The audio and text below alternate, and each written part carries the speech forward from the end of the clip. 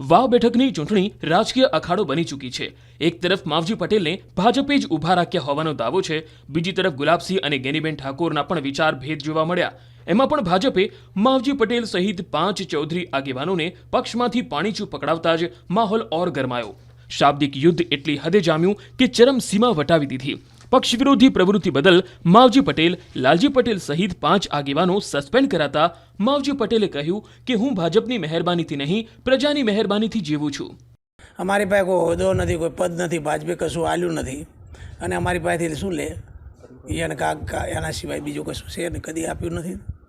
કોઈ લાલજીભાઈને આપ્યું નહીં, કોઈ અમને આપ્યું નહીં, બીજાને નથી આપ્યું નહીં। ભાજપ ગમે પગલું ભરે ને અમે તૈયારી હાથે જ નીકળ્યા હોય ને સાહેબ। જ્યારે જંગલમાં નીકળ્યા હો ત્યારે સમજ્યા સિંહની તૈયારી રાખીને જ નીકળ્યા હો કે અમે સિંહ આવશે તો સિંહને પણ અમે કંટ્રોલ કરવો પડશે, એટલે અમે તૈયારી હાથે નીકળેલા છે। એ અમે કોઈ ભાજપની મહેરબાનીથી હોય નથી જીવતા, સમજ્યા કે નહીં। કોઈ પાર્ટીની ક્યારેય મહેરબાની ઉપર નથી જીવતો, અમે તો પ્રજાની મહેરબાનીથી જીવવાવાળા માણસ છીએ। અમારા પગો નીચે ધરતી છે અને આ વિસ્તારની પ્રજાએ 1962માં પણ અપક્ષ ભીમજીભાઈ બાદપુરા જીતાડ્યા હતા અને સામેના ઉમેદવારની ડિપોઝિટ જપ્ત થઈ હતી। આ જ વિસ્તારની અંદર ભેમાભાઈ પણ ચૂંટણી લડ્યા હતા રોનીવાળા, અને હકીકતમાં પ્રજા નથી, આ જ વિસ્તારમાં પરબતભાઈ લડ્યા હતા અપક્ષ અને જીતાડ્યા હતા। એટલે આ તો સુરાપુરોની ધરતી છે, ખુમરવંતી। આ તરફ કોંગ્રેસે તો પરોક્ષ રીતે એવો દાવો કરી દીધો કે માવજી પટેલને ભાજપના જ એક મોટા આગેવાને ઊભા રાખ્યા છે। ભાજપમાં જ આંતરિક જૂથવાદ ચાલી રહ્યો છે, જેમાં એકબીજાને રાજકીય રીતે ખતમ કરવા માટે સોપારીઓ અપાઈ છે।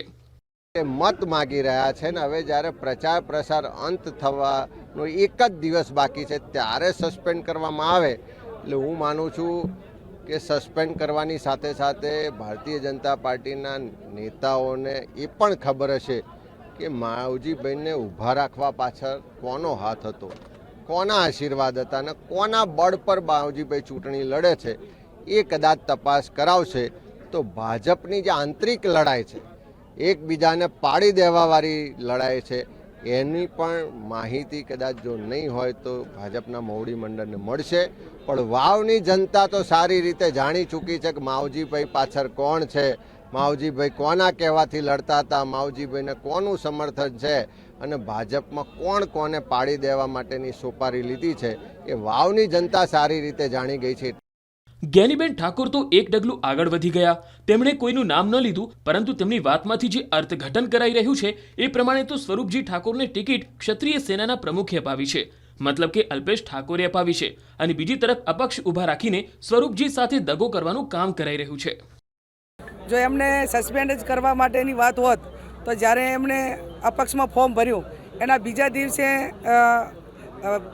કદાચ એમને સસ્પેન્ડ કર્યા હોત અને એમને સમજાવીને કે એમને જે નિર્ણય લેવાનો હતો એ લઈને કર્યું હોત તો કદાચ લોકો માનોત, પણ એ માત્ર ને માત્ર હવે એક કૃત્રિમ દેખાવ છે અને એવું બતાવવા માગે છે કે અમે પક્ષ વિરોધી પ્રવૃત્તિ કરવાવાળા જે કંઈ લોકો હોય એને સસ્પેન્ડ કરીએ છીએ, પણ આડકતરી રીતે એ ઉમેદવાર એ હું માનું ત્યાં સુધી જે નામ ન લઈ શકાય પણ એક પ્રતિષ્ઠિત કે બંધારણીય હોદ્દા ઉપર બેઠેલા વ્યક્તિના ભૂતકાળની અંદર અંગત રહ્યા છે।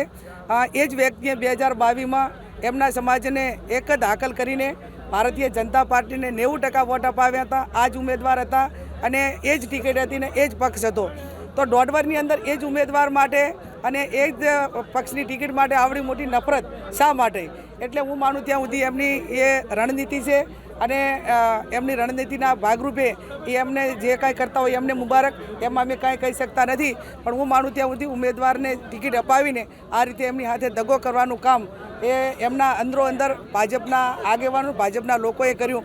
એક બાજુ જે ક્ષત્રિય સેનાના પ્રમુખે ટિકિટ અપાવી છે અને એક બાજુ જે અપક્ષ છે એ કોના ઇશારાથી લડે છે, એટલે વાવ વિધાનસભાના તમામ મતદારો જાણે છે, એટલા માટે એનો જવાબ એ 13મી તારીખે વાવ વિધાનસભાના મતદારો એ કોંગ્રેસને મત આપીને ગુલાબભાઈને ભવ્ય વિજય અપાવશે। અમિત ચાવડા અને ગેનીબેન કરતા ગુલાબસિંહ રાજપૂતના વિચાર અલગ જોવા મળ્યા। ગુલાબસિંહના દાવા પ્રમાણે તો માવજી પટેલે ભાજપને સસ્પેન્ડ કરી છે। હું તો કહું માવજીભાઈને ભાજપ શું સસ્પેન્ડ કરે, ભાજપને જ માવજીભાઈ સસ્પેન્ડ કરી છે। આ વિસ્તારમાં માવજીભાઈના કારણે ભાજપ ત્રીજા નંબરે રહેવાની છે, તો કોઈ ચાલુ 30 વર્ષથી જેની સરકાર હોય અને એને જો ત્રીજા નંબરે રહે તો એ સસ્પેન્ડ એ લોકોએ કરી છે। આ તરફ સ્વરૂપજી ઠાકોરે કહ્યું કે અપક્ષ જીતશે એવી અફવામાં કોઈ આવશો નહીં. તેમણે પોતાની જીતનો વિશ્વાસ વ્યક્ત કર્યો. પણ અફવા હતી કે ભાજપ કોંગ્રેસ હારે અને અપક્ષ જીતે. કોઈ દી અપક્ષ જીતે ભાઈ? ક્યારેય અપક્ષ ના જીતે.